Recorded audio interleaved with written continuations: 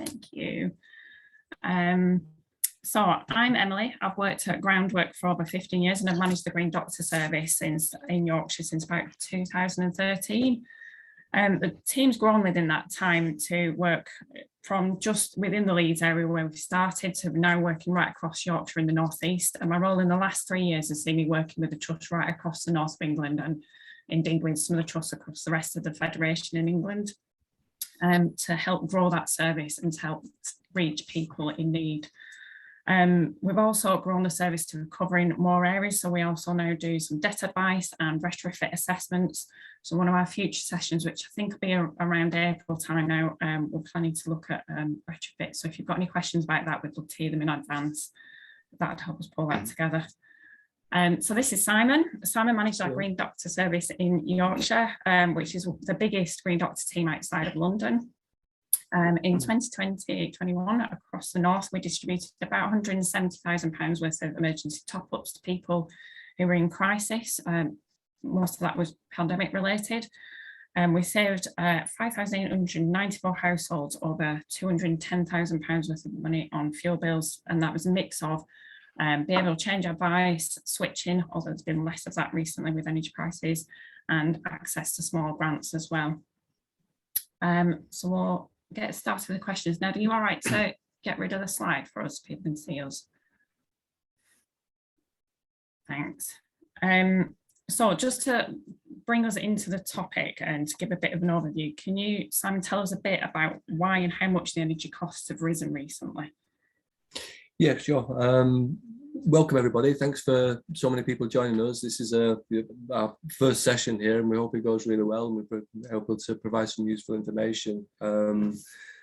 So why have energy prices increased recently? Well, there's been a number of factors really that have contributed to this. We've got, as you probably read in the newspapers recently, we've got geopolitical factors. We've got supply issues with the Russian pipeline coming through to Europe, which is affecting prices. We've got storage issues within the UK itself in terms of gas storage facilities. And as we import 40% of our gas, that makes us much more vulnerable to global changes in wholesale prices because of our lack of storage facilities. We've seen a demand after lockdown for energy use amongst businesses and domestic households. Those really are probably the main reasons that we've seen energy prices increase. We've recently, well, it was on Friday actually, Groundwork as one of 27 other organisations that sent a letter to the government, urging the government for action to try and curb the energy prices and come up with solutions in which we can help the most vulnerable people. In terms of how much energy prices have risen, well, the reason why this is also so important, gas supplies 85% of UK homes with energy, and it provides the country with 40% of our power. And this has also had a knock-on effect with electricity prices, because as gas supplies 30% of electricity generation in the country. So we've also seen gas prices and electricity prices increase as a consequence of this. We've seen 28 energy suppliers go bust in 2021, and that's including Bulb, one of the most recent ones with 1.7 million customers. All these have a knock-on effect because of energy, how much energy prices have risen by has been a huge amount. I was just looking recently at some of the old figures for kilowatt hours. So the pence per kilowatt hour for your energy. And in 2019, we're paying on average about 10 pence, 11 pence for electricity, and about 2.3, 2.5 pence for gas per kilowatt hour. We've seen that increase hugely. You had an average price there in 2019 under the price cap of £1,137 for your annual fuel bill. We've seen that increase now into 2021, where you've got your standard variable tariff around 20 pence for electric, so that's double from 2019, and about 4 pence for gas. We saw the price cap increase by 12% on the 1st of October 2021, and that added another £139 to the average home energy bill. And I've just looked recently for 2022 in terms of fixed term energy deals. And you've got companies like EDF, electricity 34 pence per kilowatt hour, and gas 9 pence. And that's just to remind you, in 2019, it was only 10 pence for electric and 2.3, 2.5 for gas. This is how much prices have increased. What we're also expecting now is going to be announcements on the 7th of February for the price cap to be reviewed. That's going to increase again, and the predictions are that's going to go up by between 30 and 50%. So potentially adding another 500, 600 pounds onto your annual fuel bill. So people are going to get an average fuel bill of what, between 1,700, 2,000 pounds per year now, and that's almost double from 2019 figures. That's a huge amount. Yeah. And now previously we would be given advice trying to help people to go into fixed term tariffs, and now the best option is to stay on the standard variable tariff, and that is the cheapest deal. So yeah, we've seen prices rise exponentially since throughout 2021, and we're going to see the same throughout 2022, I would imagine. With those significant increases, and particularly what's expected, who's going to be most affected and why? Well, we're all going to see. Everybody here is going to see increases on their energy bills. There's absolutely, nobody's going to escape this.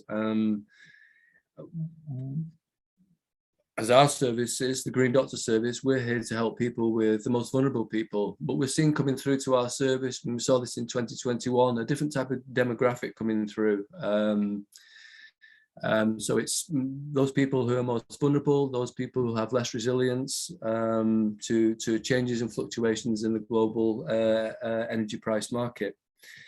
Just to put things in context, fuel poverty rates in 2019, you've got an average of 13.4% UK homes deemed to be in fuel poverty.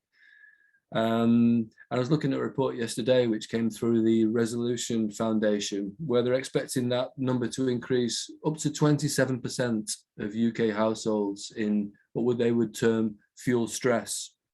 So I think the indicator for that is when you're paying more than 10% of your household income on fuel costs. So 27% of the population are going to be in fuel stress when the price cap increases throughout this year.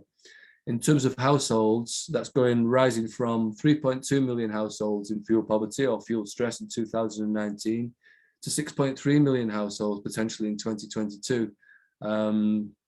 So it's the most vulnerable people are affected, but it's not only the most vulnerable people anymore. It's people on low and middle incomes.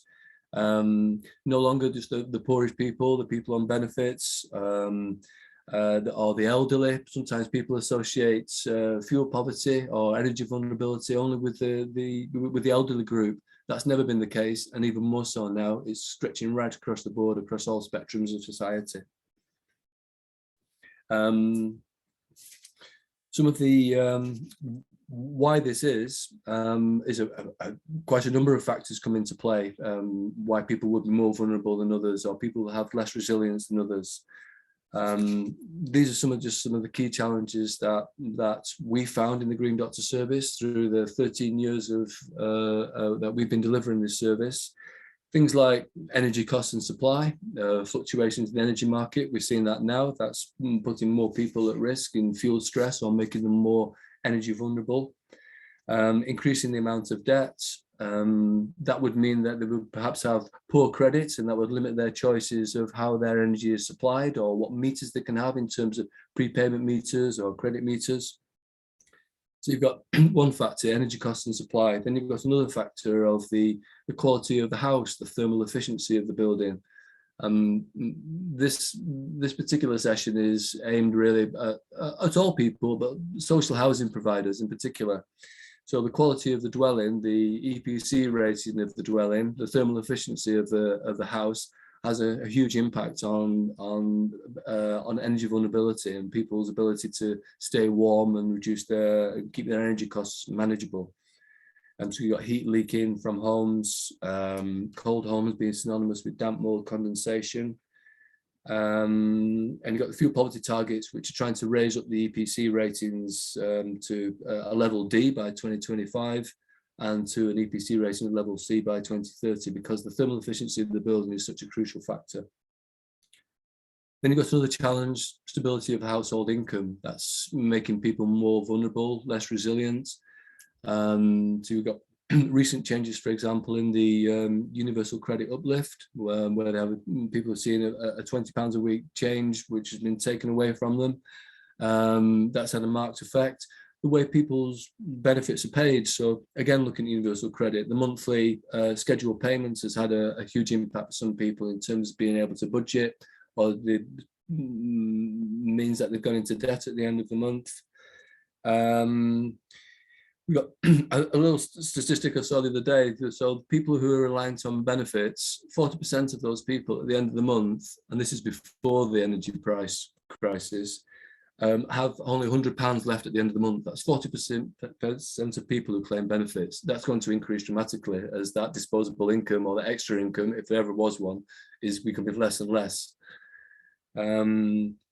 You got reduced income because of loss of hours. That could have been particularly highlighted during this COVID period. We've seen organisations that had to reduce staff and reduce number of hours. All those things have had an effect on the household income.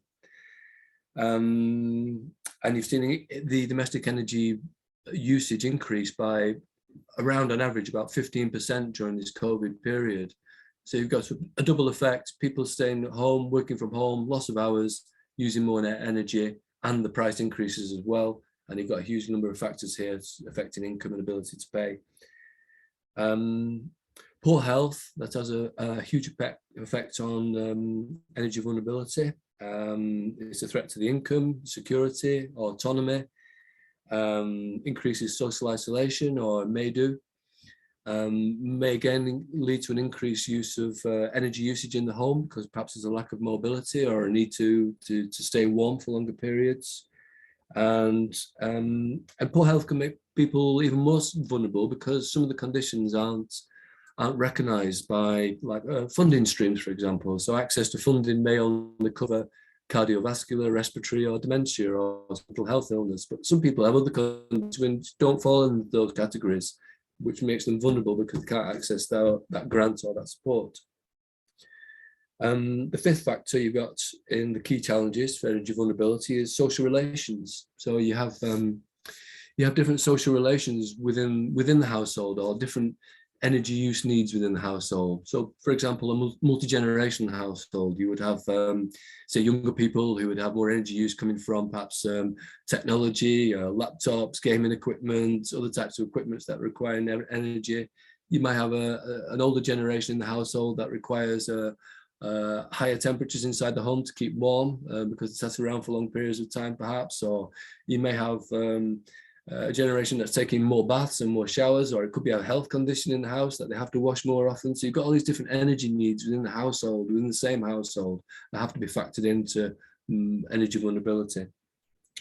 And then lastly, you've got, well, there's lots of other factors. These are just some of the 6 factors that I've chosen to focus on here today. Then you've got social tenancy relations. So hopefully there are lots of housing providers representatives here today. So the relationship between the tenant and housing provider is another crucial factor in terms of energy vulnerability. You obviously have housing associations with larger housing associations. They've perhaps got more funding, they're bigger, they can provide more services for the tenants, they can perhaps be more proactive.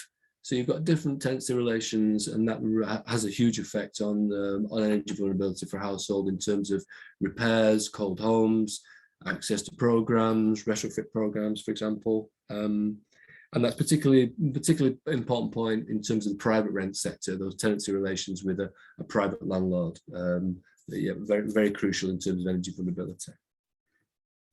Wow, thanks, Simon. That's a lot of information. So if I just quickly summarise that, so the key challenges really are then there's the rise in energy costs and management of budgets, there's the quality of the dwelling that people are living in, the stability of people's income, the health conditions and health needs that have an impact on their energy usage, social relations and the networks, and then tenancy relations. So that's actually quite a complex web of issues that can really impact on people's energy vulnerability. Absolutely. So moving on to top tips, what should we be advising people to do to help them save energy, and how much difference can it make to the bills? Well, there's a huge amount of advice that you can give around energy efficiency. I mean, energy advice programs like ourselves, Green Doctor programs, they're all about different ways in which we can help people to save money. Energy efficiency and advice is becoming more and more to the fore, even more so than it was before. And that's because of the switching option is no longer available. So where you would be hoping to save people some money on switching, that's no longer possible. So we're looking at energy efficiency tips now. Some of these things you may know, and you may think, some people think, oh, they're just small things, but when you put them all together, they can really make a huge impact. So, for example, you could save maybe £40 a year just by switching your lights off. So things that would cost you absolutely nothing to do, just behavioural changes, which sometimes can be quite difficult to change your behaviour. But the factor is there's no cost attached to this, so it's easier things to do. So switching lights, switching things off standby could save you £40. If in terms of the environment, that's equivalent to around 50 kilos of carbon, which equates to, that's quite an intangible number. If you put that in terms of miles, that's about 180 driven miles. That's just by switching the lights off and switching things off standby. An average house uses about 3,300 kilograms of CO2 equivalent per year. So this just puts things in context a little bit. Turning your thermostat down by 1 degree. On average, that would save you around 10% on your energy bills. That could be around £60–70. That's just by turning it down by 1 degree. Average temperatures or recommended temperatures, you would say between 18 and 21, but that would fluctuate between different people and what their different people's needs are. But a simple way to reduce your energy, not wanting to stay cold, still keep warm, but just keep your mind on how much of an impact it has on just 1 degree. Things that we see on visits, moving furniture away from radiators, a simple thing you might think. But often you've got radiators in the home and you've got a sofa right in front of them, or a chest of drawers, or a wardrobe in the bedroom. Just moving them out a little, allowing that expensive heat to circulate around your home and feel the benefit from that. Quite a big one is shorter shower times, or having no baths even. You could save by having a 4-minute shower, £45 on your average yearly bill. That's 195 kilos of carbon saved, about 700 miles traveling time. Using the economy setting on a washing machine, again, doesn't cost you anything. Wash your clothes 30 to 40 degrees, you can save £10. Have a full load instead of washing 3 or 4 times a week. Wash twice and save another £10 a year. Using your timer controls effectively. This is something that we look at on our Green Doctor visits. How to use programmers, timers, particularly on storage heaters, where you've got input, output settings, and you've got off-peak and on-peak times, economy 7s, dual rate meters. Understanding those controls can really save you a lot of money and keep your house warm. Having a smart meter, that can help you save. That's a tip in some ways. It can help you able to monitor energy inside your home. And it can also have an accurate meter readings, could save you money. You have the money rather than the energy company has the money if you're paying too much. Avoid using a tumble dryer. I know it's winter time, but try and use a drying rack and dry the clothes outside if you can. But like I say, it's winter, it's more difficult. Try and avoid using a tumble dryer. That could save you £40 a year. 40 kilograms of carbon there. Using a bowl for washing up, so water and energy use are closely related within the household. So if you're washing the dishes or washing vegetables, if you've got a bowl to collect that water, rather than letting that water, using more water and that going down the sink and using more energy, that could save you money. Keeping lids on pans, so simple thing, you're cooking and you want to cook it quicker, put the lid on. and also reduces the amount of condensation that's circulating through the home, which is going to, if you don't have proper extraction, is going to eventually may cause some damp within the home. Use a steamer. I found, having a steamer, small amount of water, cooking 3 levels of different vegetables, saves on energy, using 1 ring instead of 2 or 3. Simple things. Having a towel radiator, don't put your towel on the towel radiator because it's only when it's dry. Don't leave it there because it's going to just soak up all the heat in the from the radiator and put it into the towel. Those are some of the free things that you can do. Don't cost anything. That's a really good list, and I'm really guilty of a few things on there. Lids on pans, towels on radiators. Them are definitely things that even I should be doing.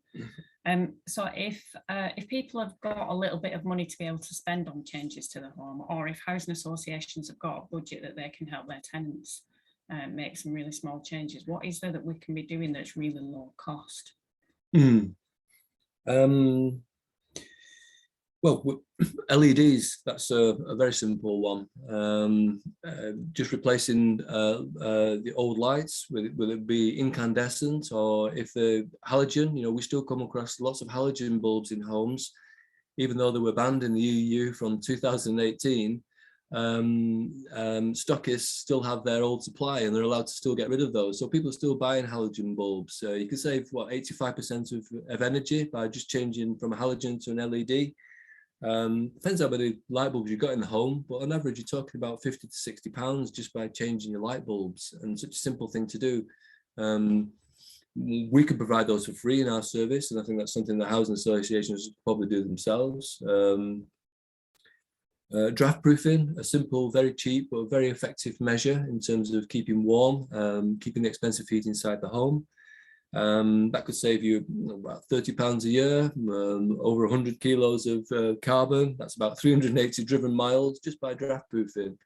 That costs you maybe £10–15 to do. But again, there's services that can provide these measures for free.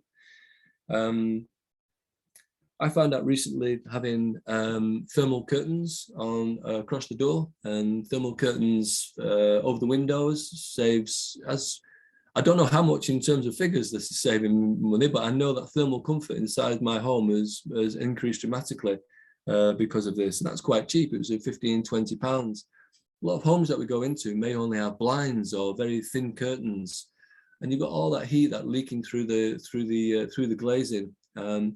Particularly a lot of social homes, a lot of the double glazing programs haven't been updated for many years. They're 10, 15, 20 years old, and sometimes they're not functioning as insulation anymore.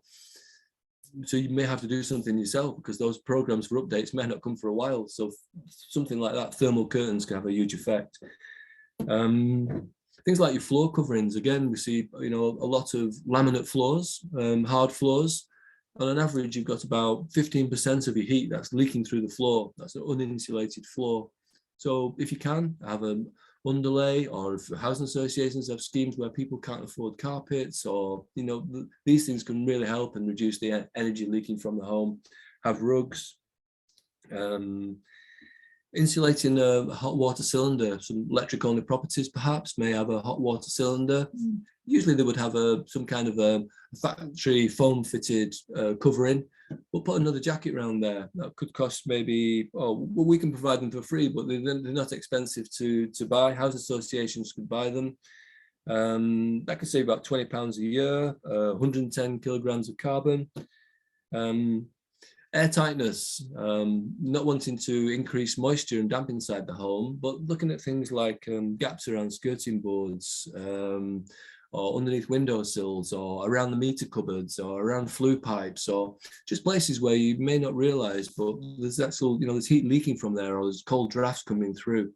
Little things to make the property a little bit more airtight. There's many things to do. Those are just some of them. Brilliant. That's an amazing list. So if housing associations are wanting to really help their tenants more, what's key grants and discounts that are out there that we could all be helping people to access? Well, I suppose, there's quite a number of grants and discounts. And I think it's probably something I should just mention there is when housing associations, local authorities have access to money for the retrofit schemes, say through the local authority development schemes now, the LAD schemes. You know, I would urge tenants to take up those schemes, grants, offers, discounts for the retrofitting and installation of the homes. We've found out from experience, it's one thing, housing association or a council having the money to have a great programme. It's another thing to engage the tenants to be able to uptake of those energy efficiency measures. So that's something I'd recommend for tenants to do in terms of taking access, advantage of support available. In terms of like other familiar grants, you've got obvious things like the Warm Homes discount, £140 off your electricity or gas. Making people aware of that. Still, a lot of people don't know about the Warm Homes discount, and they don't perhaps realise that some of the suppliers only open for short windows for applicants to make the application for Warm Homes discount. Utility, for example, only open for 1 month this year in August, and then the scheme closed, even though they've got thousands and thousands of customers who could have accessed that support. So it's really a matter of making the tenants know or aware of what scheme is available, particularly the Warm Homes discount. Then you've got things like, if someone is struggling with their energy, first port of call really is the energy supplier, because there's friendly credits available or repayment schemes. That might be difficult for somebody to do for themselves. So we'd advise either contact your housing association. You may have a debt advice team within the housing association. If not, you can come to organisations like ourselves, or within the local council. You've got the local council welfare support scheme. You could access emergency support. A good example of this is that we've set up a partnership in June 2020 with the Leeds welfare support scheme, and this is an example really of how networking within departments and how letting other people know what you're doing can bring together a good model. And this one is people who access welfare support schemes in Leeds for emergency fuel top-ups. They come automatically to ourselves for that advice, for that more specialist support, so we can try and get more to the root of what the problem is, and not just pass money on to as a sticking plaster. It's really getting to the bottom of what the issue is. So welfare support schemes. We've got local councils now that have access to the household support fund. So we're working with Bradford Council, Leeds Council, Wakefield, Kirklees Council. People can access food, emergency supplies, emergency fuel top-ups, other kind of support services. And that's something that's come through now because of the number of factors that have come together during this winter that are going to make life really difficult for a lot of vulnerable people. So check your local council or maybe a household support fund, and you can find support through there. Then you've got things like the winter fuel payment. So that's the payment of between £100 and £300, depending on if you were born on or before the 26th of September 1955. That's an automatic payment which should come through from the DWP. There's many people that still don't claim that. And it's the same with pension credit. So another thing I would advise is that people would check up on their have benefits check. So many people who are eligible for pension credit, which is a gateway benefit for many other support services or many other grants like the eco schemes and some of the local council schemes. People don't apply for that, and they're not claiming money that they should be they're eligible for. Same with the tenants allowance and carers allowance. Then you've got things like the cold weather payment.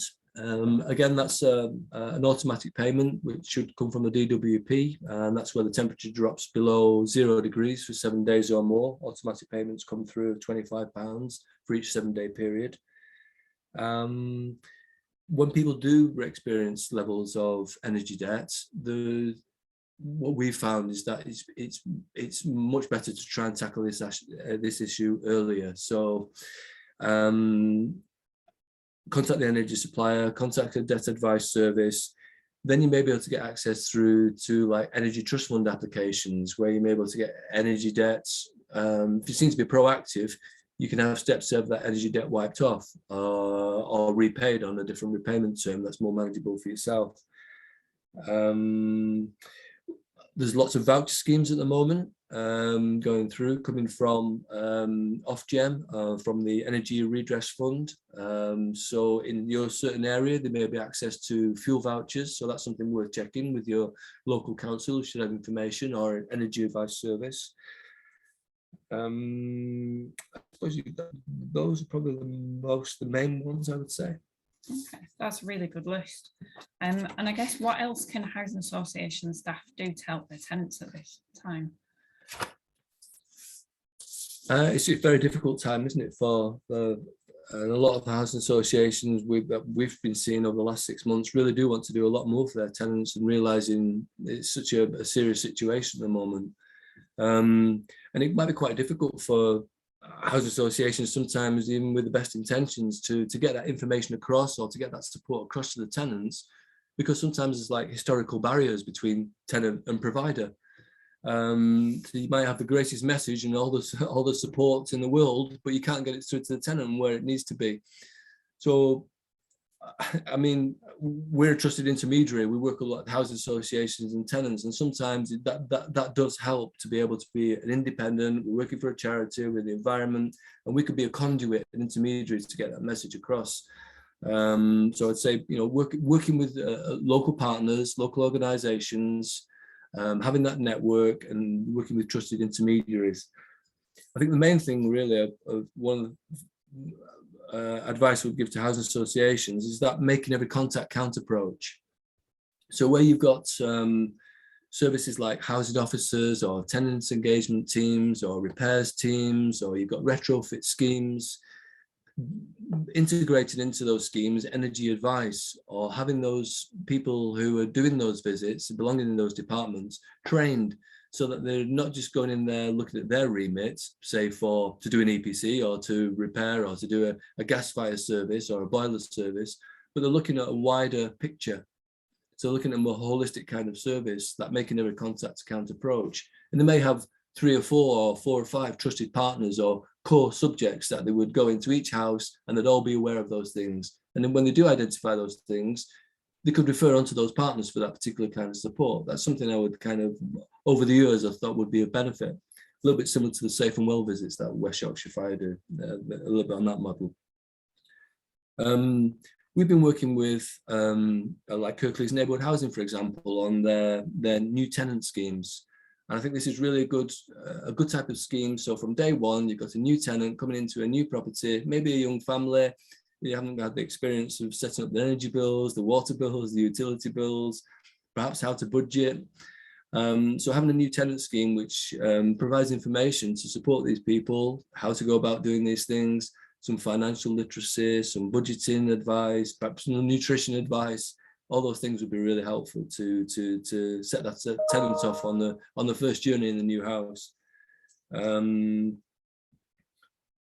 think as we're working a lot with housing associations on retrofit programs, and I know we're going to have a retrofit session in sometimes later in the year, probably around April. But again, just having those integrated and trained advisors, not just in their retrofit scheme, but in the whole program, because there's such a large amount of these schemes going on, and it's a great opportunity to engage with the tenant on a wider remit than just the retrofit or the EPCs, bring in the energy advice as well.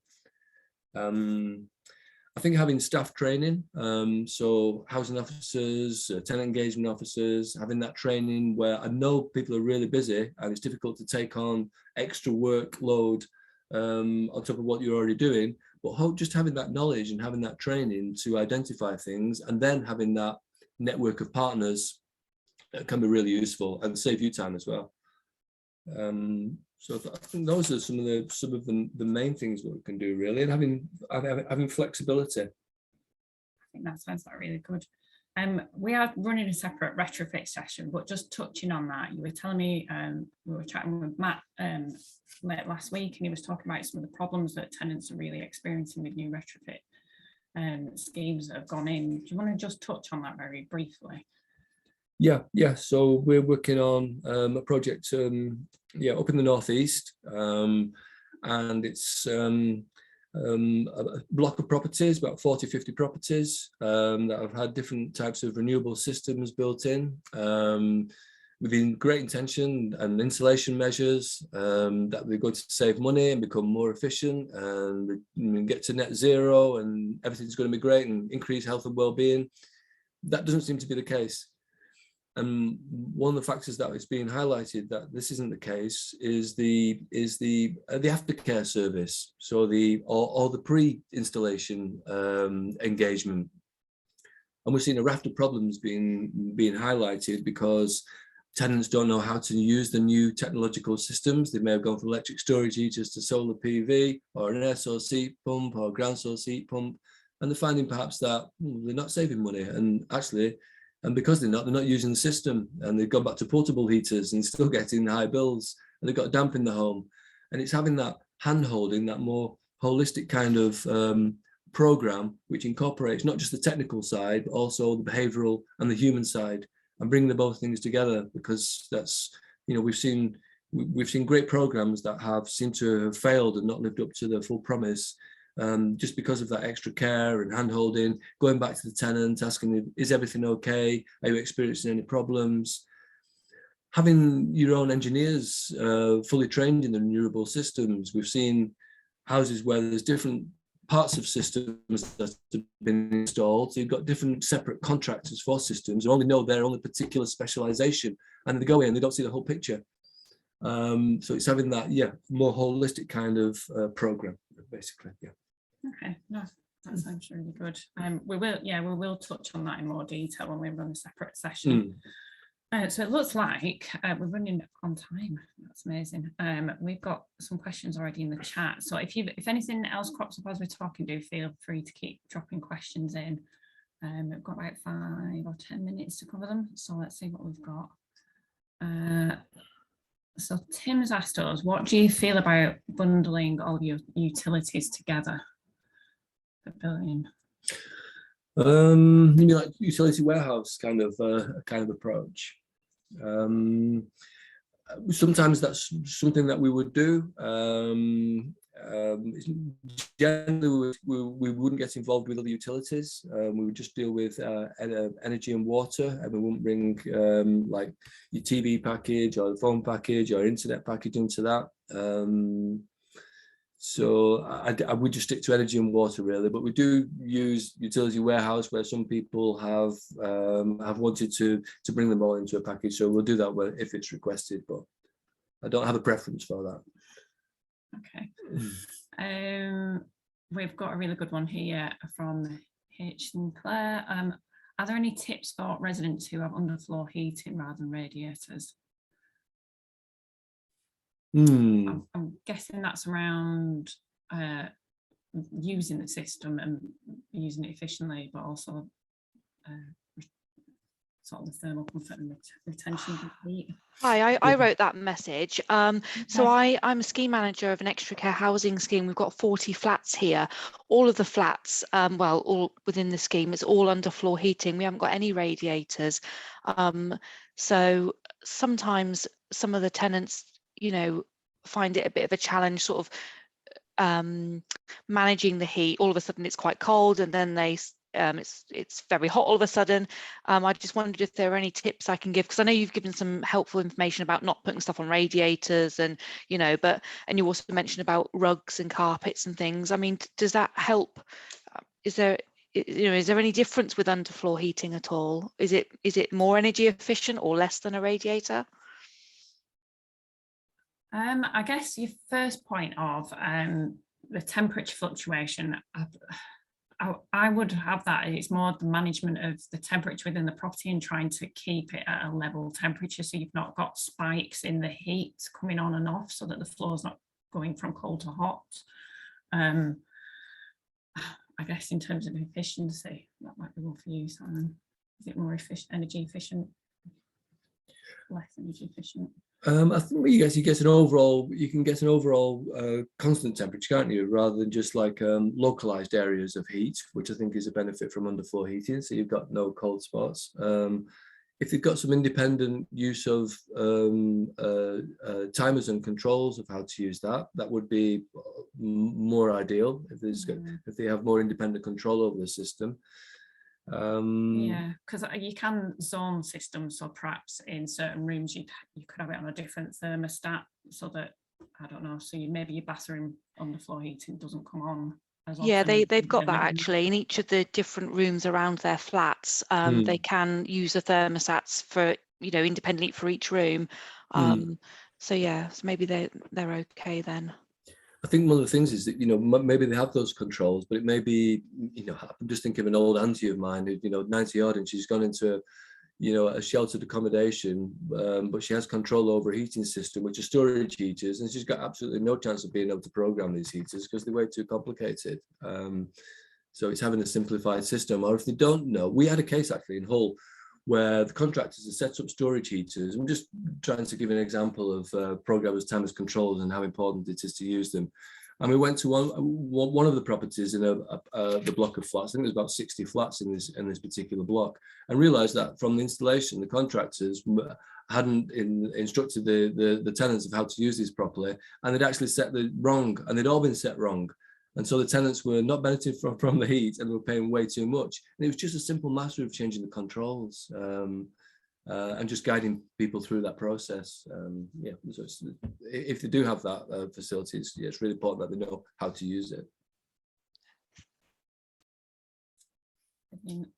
So we've got, I'm mindful of time, so Andy has asked, is there a challenge in getting the balance right around advising people to turn the heat down and then the risk of them being colder in the home, particularly if they're vulnerable or have health problems? Yeah, absolutely. Yeah, very much so. I was kind of, that was going through reminders of, you know, I'm saying turn the heating down by 1 degree and you save 10% on your energy. There's definitely a balance, because with the certain people, that might be the wrong advice, and they don't want to be turning the heating down because it may make the condition worse. Sometimes people may have to have temperatures higher, even than the recommended temperatures of between 18 to 21 for a variety of reasons. And if that's the case, then what we're looking to do is to try and make the home more thermally efficient and to reduce the amount of heat leaking from that property. So whilst you must have higher temperatures to maintain a good standard of living and for the health condition, you still try and look at other ways in which you can offset that increase in temperature by being more efficient in different ways. So we've got a follow-on question actually from one earlier from Fiona, which is, does it work out cheaper to keep the heating on low all the time rather than blasts of high degrees of heat? Yeah, generally that's the advice that we would give. Rather than your boiler firing up, you're trying to get your home going from 12 or 13 degrees to 19 degrees, and it may take 2 or 3 hours to get up to that temperature with the boiler working on full capacity. It may be more advisable to have a more medium, consistent temperature, so you only have to keep topping up to get to your desired temperature. So that is the advice that we would generally give, yes. I guess that's quite a difficult one to manage with people's perceptions, because I know my dad's guilty of this. He has the assumption that just having the heat on when he needs it and getting it to fire up for that period is cheaper because it's not on when he doesn't need it. That must be quite difficult to change that perception with particularly older generations. Yeah, very much so. But there are ways in which you can look at, over time you could look at energy usage, and you could perhaps, if someone changes behavior for a period of time, and then you could do a comparison. Then what we find with behavioral advice, it can be quite intangible because it's just advice and spoken words. But when you put together with numbers and to back up that advice, so you've got the data and the observation and the words, then that can reinforce the message. So same for smart meters. If you can see, you can actually prove and look, if you switch your portable heater on, your electric 3-bar heater actually is costing you more than if you turn the gas central heating on, and here are the numbers to prove it. So it's kind of like that. Okay, I'll have to try and experiment with my dad then. So we've got a question about how, I think that means people who work full-time and live in housing associations, can they still get help from housing? So Yes, I guess that depends on the household income and what levels are at. So you can support from organisations like ourselves and other third sector organisations is still available, even if you are in work. And that is one of the growing areas of people being in fuel poverty and fuel stress is actually it's people who are working full time. So, and that's definitely increased during the pandemic. £19,000. So yes, I think it's generally for more services, it's 21,000. Yeah, that's changed as well over time. So I've seen where we've got different programs. One is household income of 21,000, savings of 16. It was my question. Yeah, basically we've got a lot of people who works full time, and it seems like they struggle to find the help, especially now when they work from home, when they're using more heating, more electricity, everything is running on full capacity with the kids at home. And because, let's say, both parents work full time, they are not entitled to get any help from nowhere. And most of the times when we call in the council, I've been just listening about the schemes which they meant to do it in the houses. It seems like, yeah, we're doing it, but we only doing for people who are on benefits, but the house still belongs to you. You understand what I mean? It's like, it seems like the people renting out the houses from the council, but because they're working, they can't get the stuff which the house is meant to get anyway. Yeah. So how to approach this? I think it does very much depend on the funding scheme. So some of the eco grants that have existed, it's been very much dependent on people being on benefits for them being able to access funding. So like what we provide and energy advice services and charities that do that work, it's based on a household income. So actually you don't necessarily have to be. So updating sorry for stopping you. So if the house belongs to the council, let's say we have a tenant from the Kirklees Council right now, and the council doesn't do any improvements to the house, does that have anything to do with income of the tenant? No, the improvements, like a retrofit improvements, if yes. It's a social housing provider, they will be based off the EPC rating, because what they're looking to do is to get up the EPC ratings up to C as quickly as possible before 2030. So that wouldn't be dependent on the income of the tenant. Because like I said, we've been asking the council for help with that, and they basically said to us that, well, they're working full time, and I couldn't understand what that got to do with your house, because the building is still yours. Yeah, I'm not quite sure of the details on that, but it shouldn't for insulation schemes or for large measure schemes that shouldn't have any impact at all what the income was of the householder. Okay, great, thank you. Okay. So we've got a question from Mimi. Is using oil-free or oil-filled radiators a cheaper option rather than having the central heating on throughout the house? No. Absolutely not. No. No, it's that use of portable heaters, isn't it? Whilst you might get more efficient portable heaters than other ones, an oil one rather than a 3-bar electric one, for example, or a propane or a butane gas, which we've seen before in homes, it wouldn't be as cheap as if you were using a gas central heating. I'm not saying that's an absolute golden rule, but generally that would be the case. And that's the kind of thing I was saying earlier. It's something that we could prove, black and white, quantitatively, with numbers. You could say this. You work out if that's what you're using. Work out what your kilowatt hour is, the output of your heater, and work out for what period of time that's costing you and what rate you're paying per kilowatt hour for your energy, and do the calculation. Yeah.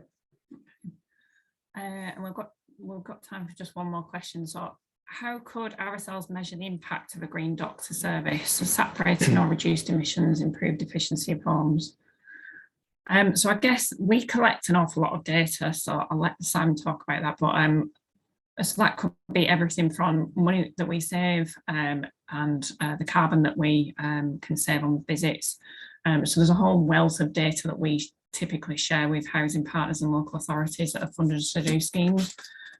So we can definitely measure the impact in a number of different ways, depending on what's most important to you. And I'm sure other energy advice services can do the same.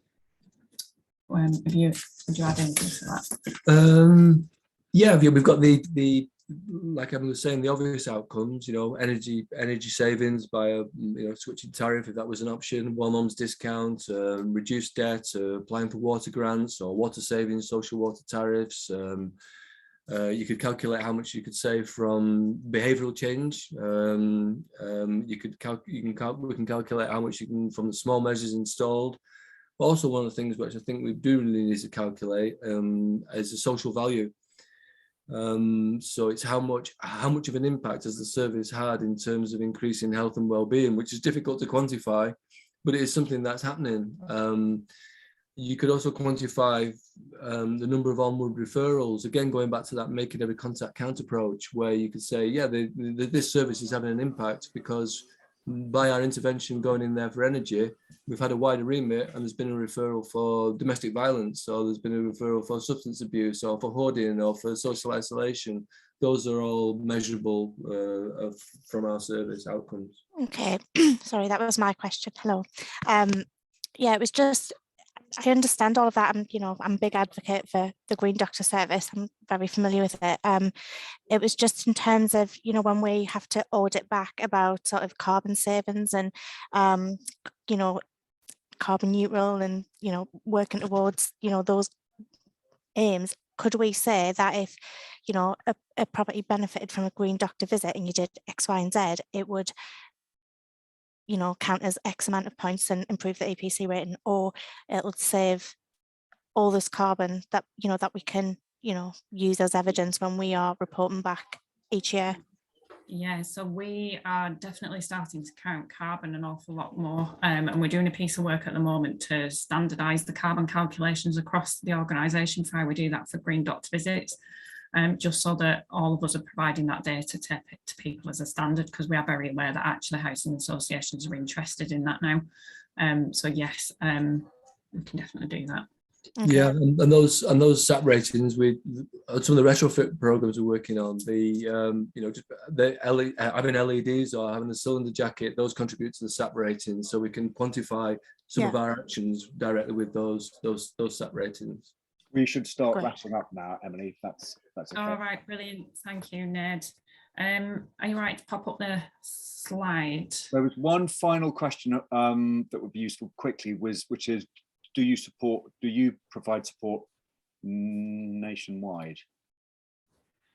I guess we work right across England and Wales as a federation of charities. I would say we are not currently able to provide Green Doctor everywhere. So we typically, as groundwork, our heartlands are within urban areas, so cities and large towns.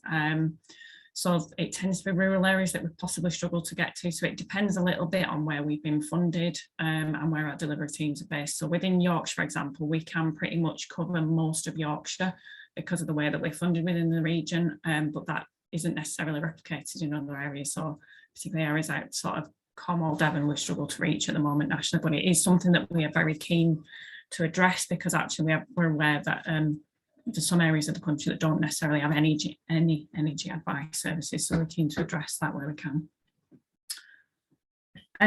So I'm going to wrap up because I'm very conscious of time and I don't want us to overrun. So thank you very much for joining us today, and thanks for the fantastic questions that we've had. If you've got any more questions, just fire them over to us because you'll have my email address. We're really interested to know what other future topics you want us to cover. So we've got a plan to do one for damp, mould and condensation, which will be on the 1st of March, and there'll be booking details on our website for that, and I'll send out details shortly. And we're also really interested, if any of you want to join our speaker panel at any future sessions, we'd love to have you. And yes, send over information to us. You've got my email address there on the screen. Thank you very much for coming. I've just spotted a question pop up. Yes, we will have some handouts and leaflets, so I can send that information around. We'll pull something together with some of Simon's top tips. So definitely by next week, we can fire that around with a bit of information that you can share with your tenants. That's not a problem. So thanks very much for joining us. Thank you.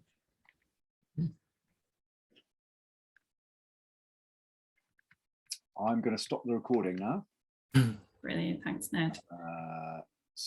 Thanks, everyone. Bye. Thank you.